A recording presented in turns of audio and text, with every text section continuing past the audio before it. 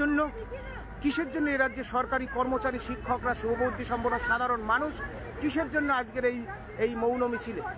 কারণ সন্দেশখালীর মা বোনেদের সম্মান লুণ্ঠিত হয়েছে, সন্দেশখালীর মা বোনেরা ধর্ষিতা হয়েছেন এ রাজ্যের কিছু লুটেরার দ্বারা। এবং এ রাজ্যের যিনি মুখ্যমন্ত্রী মাননীয়া মমতা বন্দ্যোপাধ্যায়, তিনি নিশ্চুপ। সন্দেশখালী আজও তিনি যেতে পারেননি। তাই সংগ্রামী যৌথ মঞ্চ নিজের কাঁধে তুলে নিয়েছে এই অন্যায়ের বিরুদ্ধে প্রতিবাদ করার জন্য।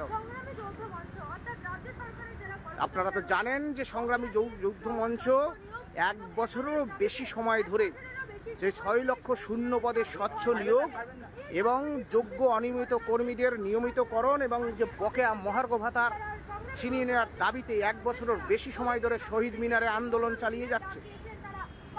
সেই আন্দোলন অনেকে ভেবেছিলেন যে সংগ্রামী যৌথ মঞ্চ শুধু তাদের দাবির সপক্ষেই আন্দোলন করে, কিন্তু সংগ্রামী যৌথ মঞ্চের লড়াই হচ্ছে অন্যায় যেখানে, আন্দোলন সেখানে, অন্যায় যেখানে, প্রতিবাদ সেখানে।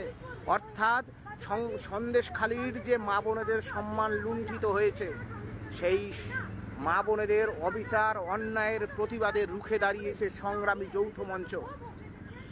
দেখছেন এখানে মোমবাতির সহযোগে প্রতিবাদীরা তারা বিভিন্নভাবে প্রতিবাদ করছেন। আমাদের মধ্যে বিভিন্ন আপনাদের তো আগে যেটা দেখাচ্ছিলাম সেটা হচ্ছে মৌন মিছিল। এখন দেখছেন যে মোমবাতি মিছিলের মধ্য দিয়ে আমাদের প্রতিবাদীরা তাদের প্রতিবাদের ভাষা তারা এগিয়ে চলেছে শহীদ মিনারের উদ্দেশ্যে। এই স্বৈরাচারী রাজ্য সরকারের বিরুদ্ধে প্রতিবাদ আন্দোলন গড়ে তুলেছে।